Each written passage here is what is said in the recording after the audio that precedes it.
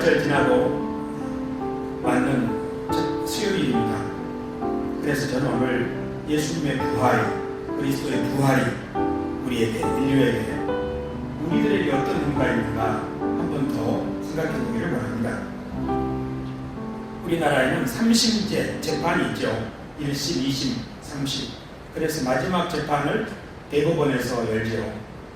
그래서 유죄, 무죄 이런 판결이 나는데 최종적으로 대법원에서 유죄 또는 무죄 판결이 나면 어떻게 됩니까?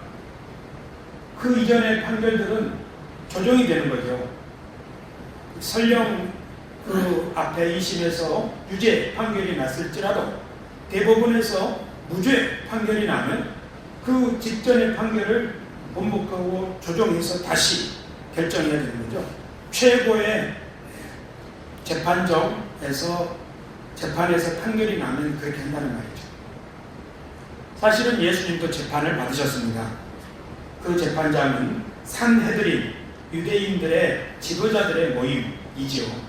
그 재판은 부당한 재판입니다. 왜냐하면 거짓 증인들 돈으로 매수해서 재판을 열었기 때문이죠.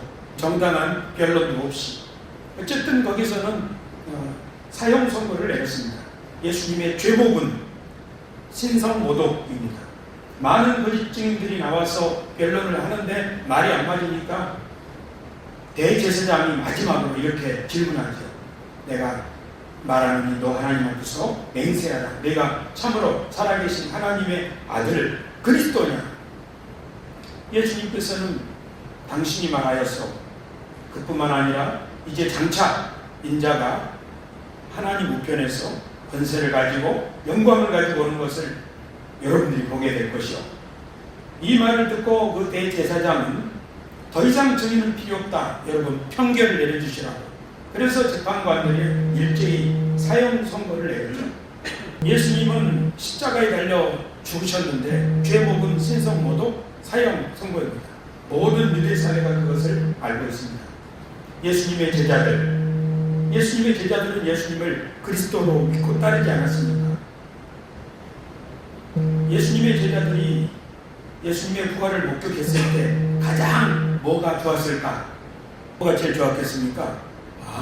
예수님이 사형 선고 받으셨는데 그 산헤드의 판결이 잘못됐다고 하나님이 뒤집어 엎으신 거로구나. 그러니까 예수님이 하나님의 아들이 아니라면 사형이 맞죠. 근데 예수님이 하나님의 아들이라고 하나님이 확증해 주셨어요. 뭘로요? 다시 살리십니다.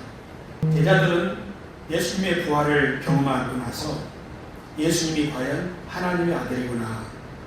왜? 하나님이 살리셨으니까.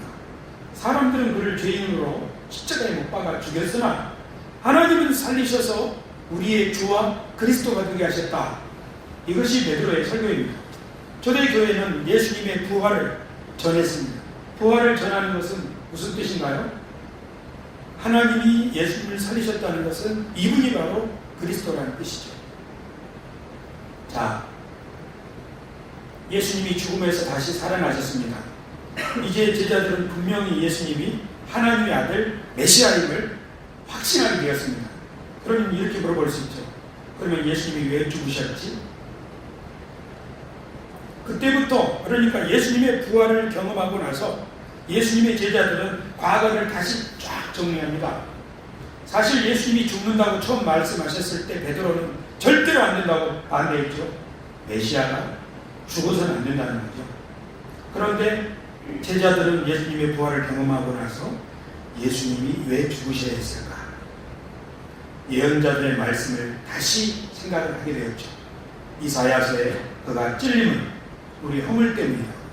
그는 많은 사람의 죄를 짊어지시고 죽으셨다고. 예수님의 제자들은 예수님이 죽어야 한다는 사실을 처음에는 받아들이지 못했지만 예수님의 부활을 경험하고 나서 예수님의 죽음의 이유가 하나님의 계획 가운데 있었다는 것을 알게 되었죠. 그래서 베드로 사도는 전서 3장 18절에 이렇게 말합니다. 그리스도께서도 단번에 죄를 위하여 죽으사 의인으로서 불의한 자를 대신하셨으니 이는 우리를 하나님 앞으로 인도하려 하십니다.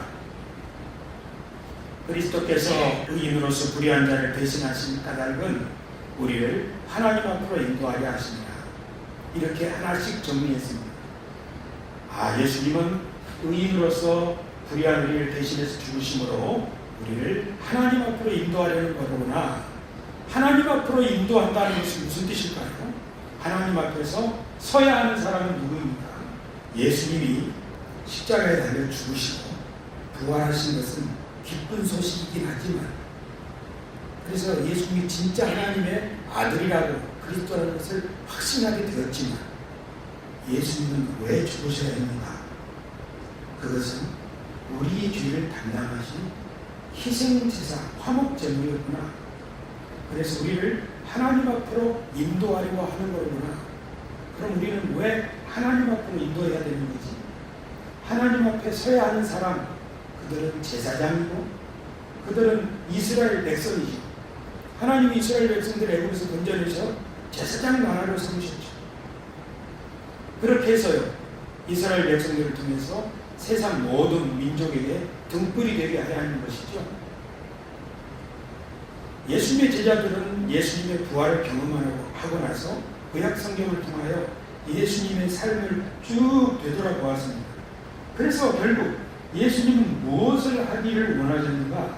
예수님의 가르침, 고난, 죽음, 부활, 그리고 교회를 세우신, 결국 뭘 하기를 원하셨는가? 우리를 하나님 앞에 서게 하시려는 거로구나. 옛날 제사장 민족이었던 이스라엘처럼. 그래서 우리를 하나님 앞에서 아담처럼 세상을 다스리는 역할을 감당하기를 원하시는구나. 로마서에서 그것을 사도 바울이 이렇게 말했습니다.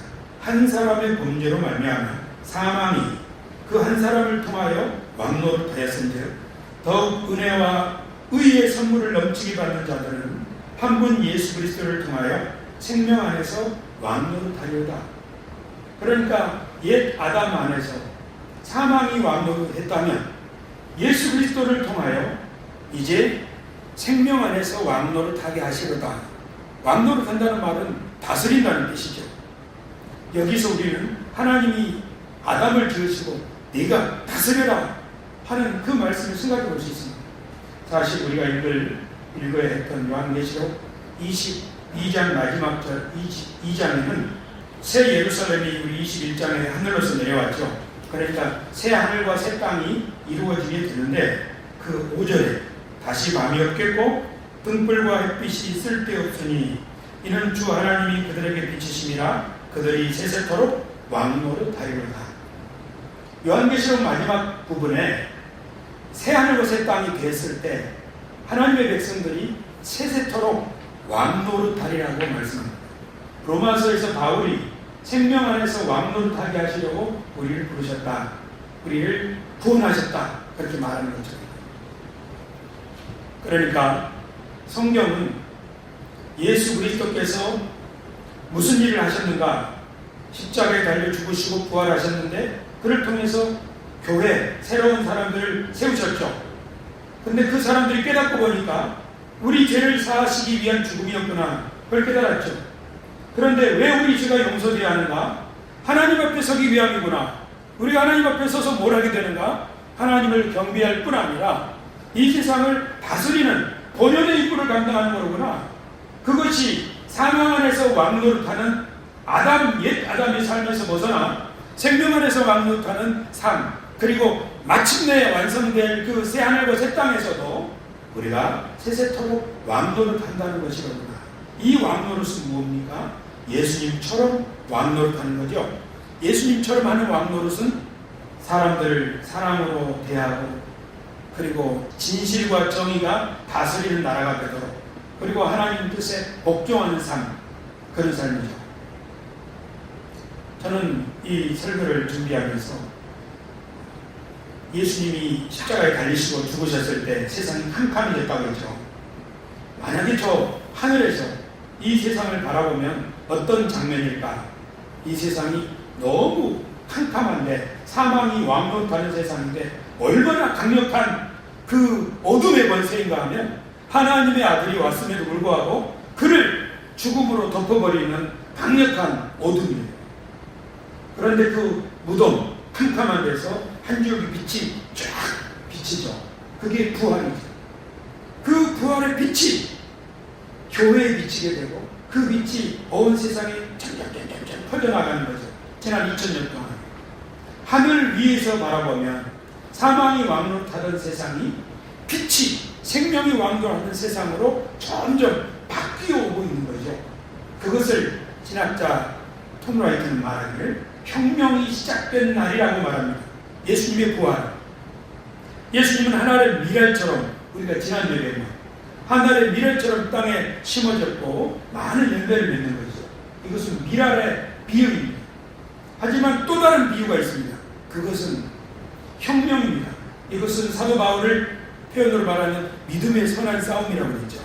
우리는 예수님이 무덤에 계셨던 것처럼 우리 성동구청의 지하 2층에서 캄캄한 곳에서 한 줄기 빛처럼 예수님의 부활을 기념하면서 예수님이 우리를 통하여 생명으로 왕노릇하는, 그러니까 그리스도의 정신이 온 세상에 통용되고 다스리게 되는 그런 세상을 완성하실 텐데, 그런 세상을 우리를 통하여 이루시기 위하여 우리에게 빛을 비추고 있다, 저는 그렇게 생각합니다. 우리가 이곳에서 부르는 찬송은 성동구청 전체를 밝힐 것이고, 우리가 소수가 모여서 드리는 이 예배는 우리 속에 예수 그리스도의 부활의 빛이 우리에게 비쳐서 점차 성도를 변화시키게 될 줄로 믿습니다. 그러므로 우리는 지금 하나님이 보시기에 너희는 전사들이다, 용사들이다. 어떤 용사들? 믿음에서는 싸움을 싸우는 용사들. 어떤 세상에서? 어둠이 다스리는 세상에서 빛이 그 어두움을 이기게 되는 세상으로 싸우는 자들이다. 내가 너희에게 하나님의 성령을 부어준다. 너희는 하나가 아니다. 서로 연대하여 이 복된 싸움에 승리자가 되어라고 주님이 우리를 응원하고 계신 줄로 믿습니다. 그것이 2000년 전 부활절이 시작되었습니다. 그리고 지금 2000년 많은 신자들이 그 싸움을 싸워서 우리들에게 이 싸움의 바톤을 넘겨줬으니, 오늘 우리들이 기죽지 말고 내가 예수 믿는 사람으로 우리 일상에서 하나님 나를 도우시고 나를 통하여 일하여 주옵소서. 이런 믿음을 가지고 한번 살아봅시다. 아멘. 기도하겠습니다. 존귀하신 아버지 하나님, 감사합니다.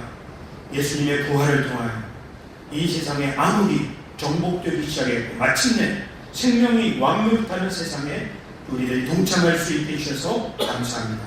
주님이 완성하신 새하늘과 새 땅에서 온전한 왕노릇을 하기 이전에 지금 저희들이 성령의 감동함을 통하여 또한 우리 믿음의 형제들의 연대를 통하여 세상을 새롭게 하는 예수 그리스도의 법이 실현되어지게 하는 그런 세상을 만들어가는 전사와 용사들로, 혁명가들로 살아갈 수 있도록 주여 도와주시옵소서.